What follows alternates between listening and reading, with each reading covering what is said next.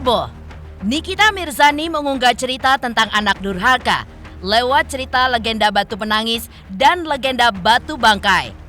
Lantas benarkah kedua cerita legenda itu diunggahnya sebagai bentuk sindiran untuk Loli? Dan benarkah dari unggahan Nikita Mirzani, sepertinya ia sudah angkat tangan kepada putri pertamanya itu? Permasalahan yang tak juga menemukan titik temu ini pun sepertinya berpengaruh banyak, termasuk diantaranya psikologis Loli. Lantas benarkah unggahan Loli di media sosial memperlihatkan kondisi batin serta psikologis yang kini hancur? Di lain sisi, Nikita pun membeberkan alasannya untuk mengunci Loli di kamar lantai 2. Di mana menurut Nikita Mirzani, ia pun tidak ingin putrinya terjebak pergaulan bebas. Tapi justru aksi tersebut dinilai Loli mencederai hatinya. Lantas apa kata Nikita Mirzani terkait hal tersebut? Pemirsa, bersama Intens Investigasi, kami hadirkan kabar terkini, terpercaya, dan teraktual. Tetapi sebelumnya, jangan lupa untuk like, subscribe, dan juga share channel YouTube ini.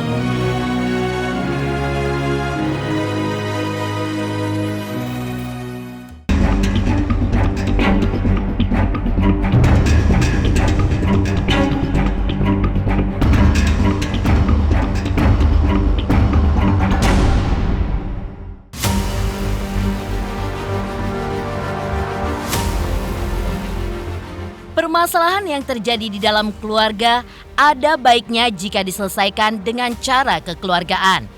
Hal ini pun untuk menghindari miskomunikasi, bahkan perdebatan panjang seperti yang kini tengah terjadi kepada Nikita Mirzani dengan putri sulungnya Laura Mezani atau yang akrab disapa Loli. Belum selesai aksi saling tuding yang dialamatkan keduanya dalam akun media sosial masing-masing. Kali ini giliran Nikita yang bersikap terkait dengan permasalahan yang menimpanya itu. Dalam siaran langsung yang dilakukannya di sosial media, Nikita pun berujar jika permasalahan yang menimpa dirinya tak membuatnya bersedih hati ataupun meratapi permasalahan yang tengah terjadi. Jadi kalau punya masalah itu gue jadiin semangat untuk kerja, semangat untuk muter otak bagaimana duit ini bisa selalu berputar dan makin banyak di rekening. Kalau kalian kan punya masalah dipikirin, diratapin. Kalau gue enggak, kalau gue punya masalah pasti otak gue tuh bekerja gimana caranya supaya gue makin banyak duitnya. Gitu, makanya cara pikiran kita tuh beda-beda ya guys ya. Kalau gue punya masalah itu gue nikmatin. Kalau gue mungkin gue ratapin 2-3 hari aja gitu. Tapi setelah itu pasti otak gue tuh bakal bekerja. Bagaimana cara gue bisa mengolah duit gue, bagaimana gue caranya bisa mengolah bisnis gue, apalagi yang bisa gue kerjakan dengan umur gue yang sudah 37 tahun. Kalau misalkan kalian belajarlah dari masalah, ya masalah itu yang bisa menguatkan kalian. Kalau gua, tapi nggak tahu kalau orang lain. Kalau gua punya masalah sekarang gua nikmatin. Harus dinikmatin karena masalah itu datangnya kan dari Allah. Harus dinikmatin jadinya. Kalau nggak dinikmatin nanti kamu bakal pusing sendiri. Kalau kamu nikmatin pasti enak rasanya. Sakit hati nggak? Sakit hati, dibilang sakit hati pasti sakit. Tapi kalau sakit hatinya berlarut-larut nanti kasihan ke badan kita sendiri. Kasiannya kenapa? Jadi nggak bisa kerja, nggak bisa mikir, nggak bisa ngurus anak, nggak bisa ngurus bisnis, nggak bisa ngurus yang lain. Padahal nggak bisa ngurusin karyawan, semuanya terbengkalai. Jadi kalau misalkan kalian mau bersedih, kalian punya masalah, kalian mau bersedih, kalian meratapi tidak apa-apa, ratapilah, nangislah sekencang-kencangnya. Bila perlu kalian teriak nangisnya, teriak supaya keluar semua rasa kesel, gundah, apa segala macam di dalam diri kalian. Setelah itu move on. Lahir normal itu Loli. Jadi kalau gue inget-inget tuh sakitnya tuh berasa gitu sampai sekarang karena lahiran normal tuh nggak kayak sesar ya. Kalau sesar itu kan lo tinggal disuntik, masuk ruang operasi gitu. Loli itu gue lahirin tuh secara normal gitu. Jadi setiap pembukaan 1, 2, 3, 4, 5 gitu, itu rasa sakit itu luar biasa. Alhamdulillah waktu lahiran Loli gue masih didampingin sama mantan suami, gak kayak yang kedua, ketiga ini gitu. Jadi kalau dibilang sempet nangis, sampai sekarang pun kalau gue mikirin itu, gue kayak apa ya kekurangan gue gitu, apa ya dosa gue gitu, kok anakku gitu ya gitu. Tapi ya itulah namanya hidup ya, kan nggak pernah tahu ke depannya kayak gimana. Tapi gimana pun anak gue, ya dia tetap anak gue gitu. Suatu saat dia pasti akan cari gue.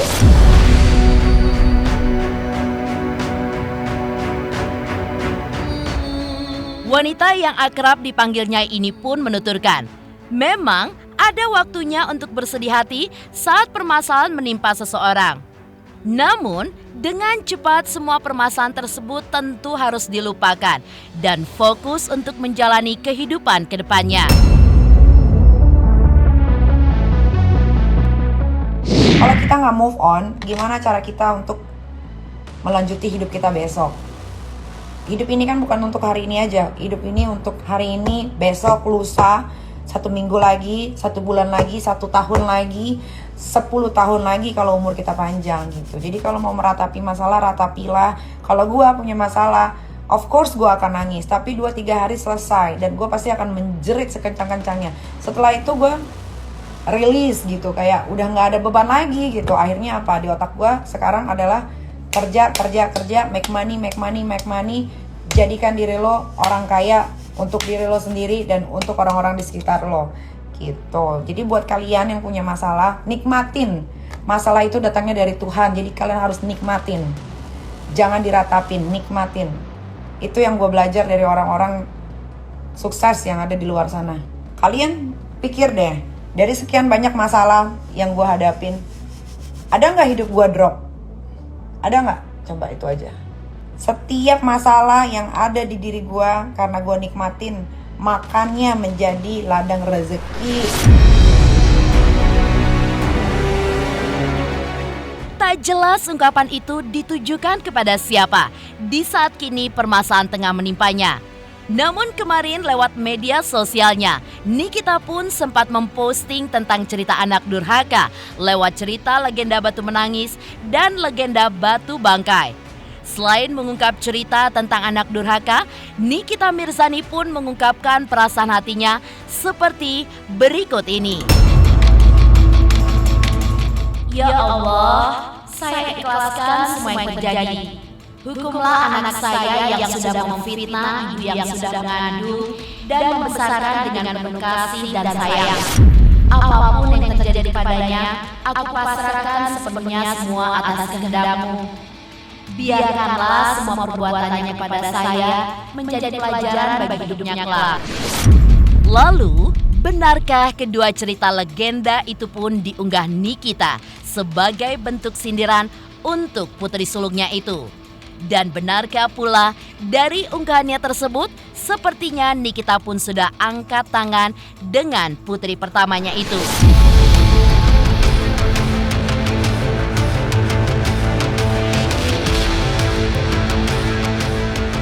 Allah mengharamkan kalian durhaka kepada Pak Laki.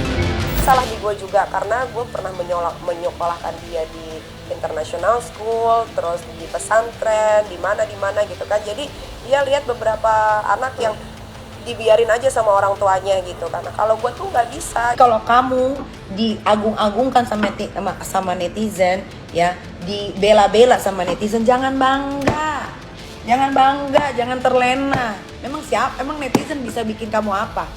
Emang netizen bisa nyokolain kamu sampai kamu kuliah. Sementara itu, kondisi psikologis Loli pun disebut-sebut hancur karena permasalahan ini. Lantas, bagaimanakah orang lain melihat kondisi anak tertua Nikita Mirzani? Pemirsa Intens Investigasi, jangan lupa untuk like, subscribe, dan juga share channel YouTube ini. saksikan Intens, udah kayak minum obat ya, sehari 3 kali. Oke, pokoknya ini berita terupdate di Intens. Oke, pokoknya jangan lupa di like, subscribe, and comment.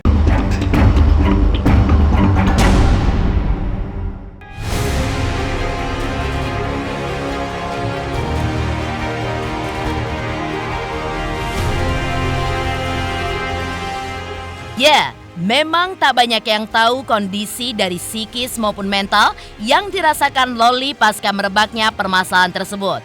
Apalagi, baru-baru ini Loli pun juga mengunggah video pendek terkait dirinya yang dituding mengalami kondisi psikologis yang buruk setelah permasalahan tersebut. Lantas bagaimanakah orang lain melihat kondisi anak tertua Nikita Mirzani? Walaupun dia bukan saudara aku, walaupun dia bukan daging aku, tapi dia selalu ngertiin aku.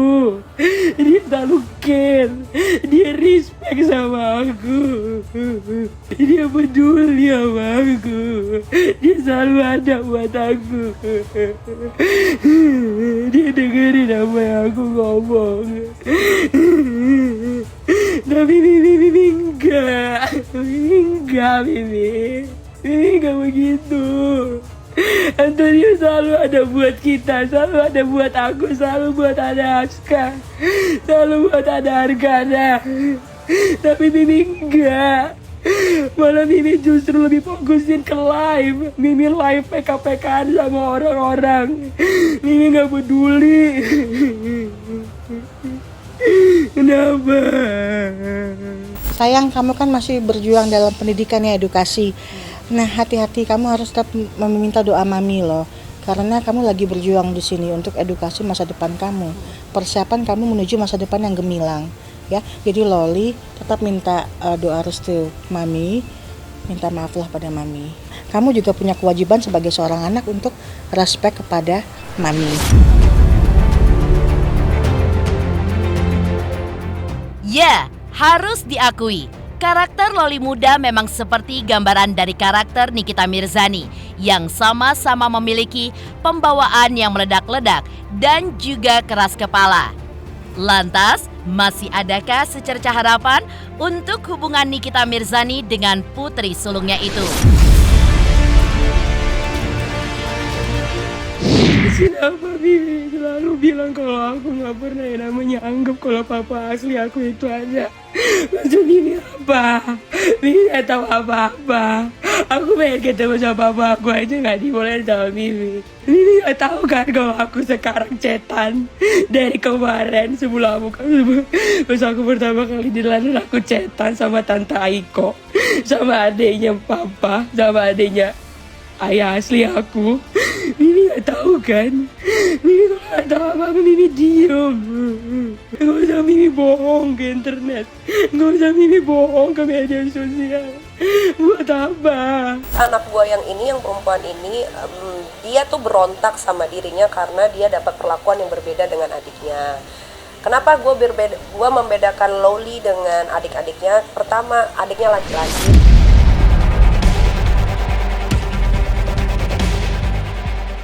Di lain sisi, Nikita pun membeberkan alasannya mengunci Loli di kamar. Lantas apa kata Nikita Mirzani terkait hal tersebut? Pemirsa Intens Investigasi, jangan lupa untuk like, subscribe, dan juga share channel YouTube ini. Jangan lupa pemirsa semua untuk saksikan Intens 3 kali sehari kayak minum obat pokoknya ya. Pokoknya disaksikan terus, jangan lupa like, comment, dan subscribe.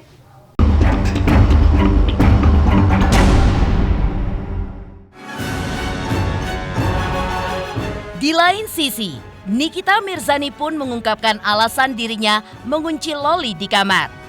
Menurut Nikita, hal tersebut dilakukannya karena ia tidak mau Loli terjerat dengan pergaulan bebas. Namun ternyata kasih sayang Nikita Mirzani kepada Loli pun membuahkan rasa sakit hati di dalam diri Loli. Sehingga Loli pun mengungkapkan rasa sedihnya kepada Nikita Mirzani lewat media sosial.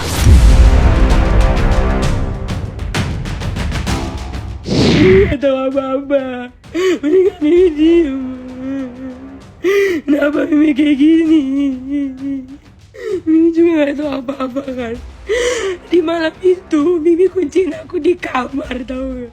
Aku sakit hati Mimi kunciin aku di kamar. Terus aku telepon pacar aku kemarin, maksudnya aku mantan aku. Terus aku bilang ke dia kalau aku mau pergi dari rumah, makanya aku kabur. Makanya aku loncat dari lantai 3. Karena siapa? Karena Mimi. Karena Mimi aku kayak gitu, karena Mimi, bukan karena cowok. Aku kayak gitu karena Mimi. Mimi gak tahu apa yang aku rasain. Mimi gak tahu. Mimi gak tahu apa yang aku rasain. Mimi gak tahu kenapa aku kayak gitu. Mimi apa yang Mimi pikirin itu cowok. Apa yang Mimi pikirin itu cowok. Cowok dan uang. Kenapa Mimi gak mikirin akunya? Gak mikirin akunya. Kenapa Mimi gak mikirin apa yang aku rasain? Kenapa Mimi selalu dengerin orang lain? Kenapa Mimi gak dengerin aku sendiri sebagai anaknya? Kenapa Mimi lebih percaya orang daripada aku? Kenapa Mimi? Kenapa begitu? Kenapa sih? Ada apa sih dengan otak Mimi? Kalau kamu mau bebas, kamu mau begini, kamu mau begitu gitu ya, tunggu kamu cukup umurnya. Kalau kamu udah cukup umurnya, let's say 20 tahun, kamu sudah bisa mencari uang sendiri, kamu punya kehidupan sendiri, ya terserah kamu mau ngapain aja. Sebagai orang tua, Mimi cuma bisa mensupport aja. Kalau memang Mimi bisa bantu, ya Mimi akan bantu. Tapi kalau tidak, ya Mimi akan bilang tidak. Karena 20 tahun itu adalah umur di mana orang itu sudah dewasa dan sudah mengerti akan apa sih dunia ini.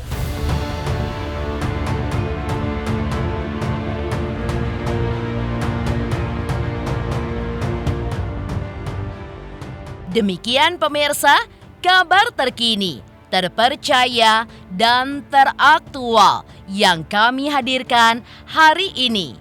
Saksikan terus Intens Investigasi setiap hari Senin sampai dengan Sabtu, tayang 3 kali sehari, yaitu pada pukul 11 siang, 3 sore, dan 7 malam, hanya di YouTube channel. Dan pastikan jangan lupa untuk like, subscribe, share, dan juga komen channel Intens Investigasi.